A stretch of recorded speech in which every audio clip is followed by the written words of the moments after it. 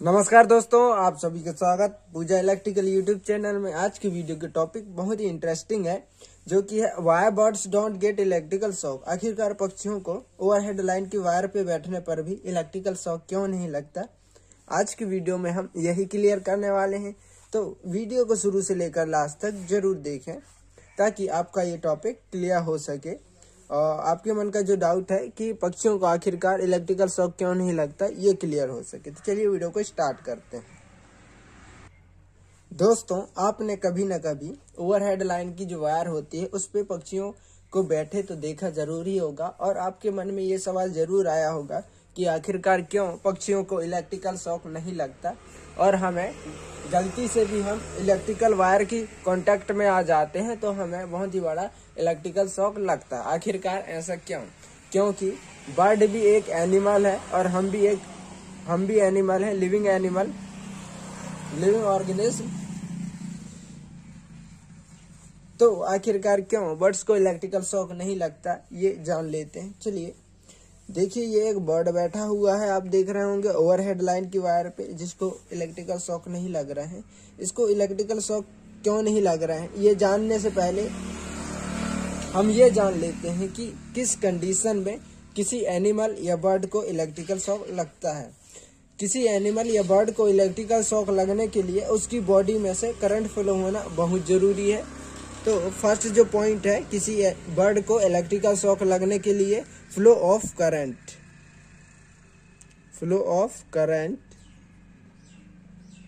Current का flow होना उसकी बॉडी से बहुत जरूरी है किसी बर्ड को इलेक्ट्रिकल शॉक लगने के लिए। और करंट फ्लो होने के लिए भी कुछ कंडीशन फॉलो होती हैं, उन्हें भी देख लेते हैं ताकि आपको ये क्लियर हो जाए इन टॉपिकों को जानने के बाद कि आखिरकार बर्ड को इलेक्ट्रिकल शॉक क्यों नहीं लगता।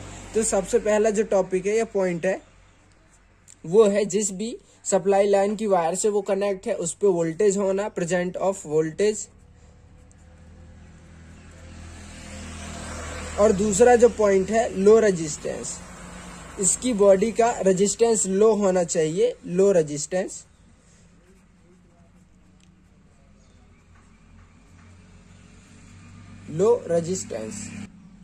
क्योंकि इलेक्ट्रिकल सर्किट में करंट फ्लो होने के मार्ग में जो रेजिस्टेंस होता है वो अवरोध या रुकावट पैदा करता है। इसलिए करंट का ये फंडा है कि वो हमेशा लो रेजिस्टेंस वाले सर्किट में से जाना पसंद करता है।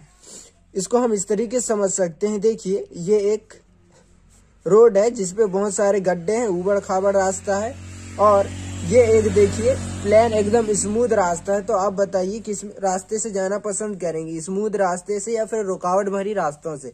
जाहिर सी बात है, हम रुकावट भरी रास्तों से जाना पसंद नहीं करेंगे, सिंपल स्मूथ बिना रुकावट वाले रास्ते से जाना पसंद करेंगे। तो इसी प्रकार इलेक्ट्रिकल करंट होता है कि वह हमेशा लो रेजिस्टेंस वाले या कम बाधाओं वाले रास्ते से जाना पसंद करता है, क्योंकि रेजिस्टेंस इलेक्ट्रिकल करंट के मार्ग में अवरोध या रुकावट पैदा करती है।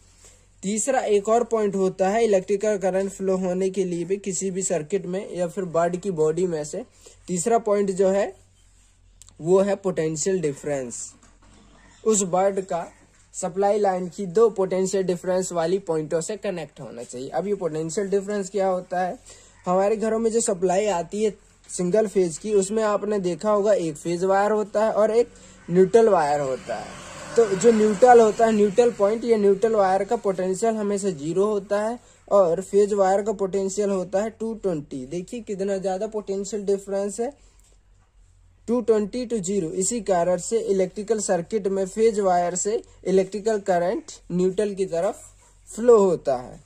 और ये potential difference phase to earth के बीच में भी होता है, क्योंकि हमारी जो पृथ्वी होती है उसका पोटेंशियल ऑलवेज 0 होता है। इसी कारण से जब हम जमीन पर खड़े होकर फेज वायर को किसी कारण टच कर देते हैं, उसकी कांटेक्ट में आ जाते हैं, तो हमें इलेक्ट्रिकल शॉक लगते हैं। और ये potential difference phase two phase wire के बीच में भी होता है, लेकिन फेज टू फेज वायर में भी एक कंडीशन है कि वो पोटेंशियल डिफरेंस सेम वायर की दो पॉइंटों के बीच में नहीं होता। जैसे कि मान लेते हैं ये एक वायर है,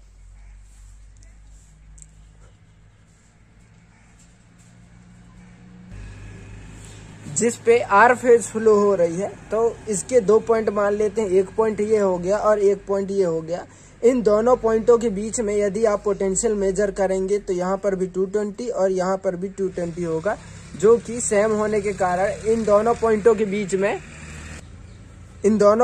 बीच में यदि कोई बर्ड कनेक्ट हो जाती है या फिर कोई हम लैंप कनेक्ट कर देते हैं तो वो ग्लो नहीं करेगा या वो काम नहीं करेगा, क्योंकि इसमें से करंट फ्लो नहीं होती, क्योंकि ये दो अलग अलग पोटेंशियल डिफरेंस वाली पॉइंटों से कनेक्टेड नहीं है। सेम फेज की दो पॉइंटों के बीच में कभी भी पोटेंशियल डिफरेंस नहीं होता, क्योंकि दोनों पॉइंटों में सेम फेज का पोटेंशियल सेम रहता है। अब चलिए देख लेते हैं कि आखिरकार दो फेजों के बीच में फिर पोटेंशियल कैसे होता है फेज टू फेज में। तो देखिए, मान ये एक आर फेज है, नीचे वाई फेज है, जो 3 लाइन सप्लाई होती है, 3 फेज सप्लाई, उसमें आप देखेंगे, और ये बी फेज है। तो ऊपर वाला आर फेज, नीचे वाला वाई, और उससे नीचे वाला जो है वो बी फेज है। तो इन दोनों पॉइंटों के बीच में आप देखेंगे आर और वाई फेज के बीच में पोटेंशियल डिफरेंस होता है, प्रॉपर पोटेंशियल डिफरेंस।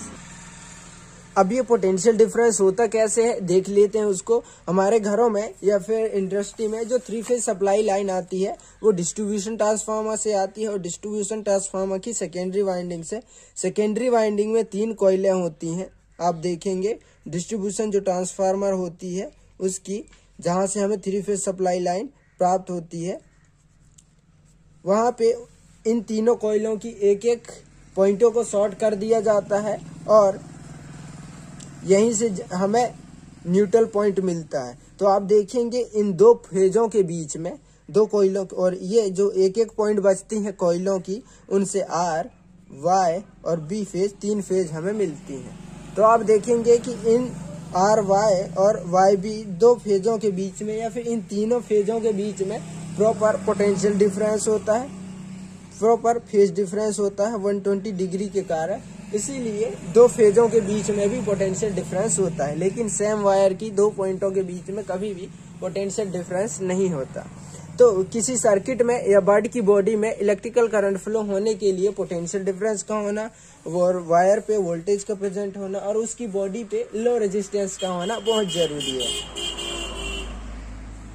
तो ये थे कुछ कंडीशन इलेक्ट्रिकल करंट फ्लो होने के लिए, और इलेक्ट्रिकल करंट फ्लो होगी तभी किसी बर्ड को इलेक्ट्रिकल शॉक लगती है। अब चलिए हम देख लेते हैं कि आखिरकार इस बर्ड को इलेक्ट्रिकल शॉक क्यों नहीं लगता। तो देखिए, आप जिस वायर पे ये बैठती है, तो इसकी पैरों की जो दोनों पॉइंटें रहते हैं वो एक ही वायर से कनेक्टेड रहती हैं। तो इन दोनों पॉइंटों के बीच में कोई भी पोटेंशियल डिफरेंस नहीं होता। इसी कारण से इस बर्ड की बॉडी में से करंट फ्लो नहीं होती और इसे इलेक्ट्रिकल शॉक नहीं लगते। तो पहला जो पॉइंट है, नो पोटेंशियल डिफरेंस, कोई भी पोटेंशियल डिफरेंस नहीं होता इसके दोनों पैरों के बीच में। और दूसरा जो कारण होता है वो है हाई रेजिस्टेंस। अब हाई रेजिस्टेंस क्या, इसकी जो दोनों पैरों के बीच का जो वायर है उसकी तुलना में इसकी बॉडी का रेजिस्टेंस बहुत ज़्यादा हाई होता है। और हमें पता है कि इलेक्ट्रिकल करंट का फंडा होता है कि वो हमेशा लो रेजिस्टेंस वाले सर्किट में जाना पसंद करता है। इसीलिए इसकी बॉडी में से करंट फ्लो नहीं होती और इसको इलेक्ट्रिकल शॉक नहीं लगते। तो हाई रेजिस्टेंस।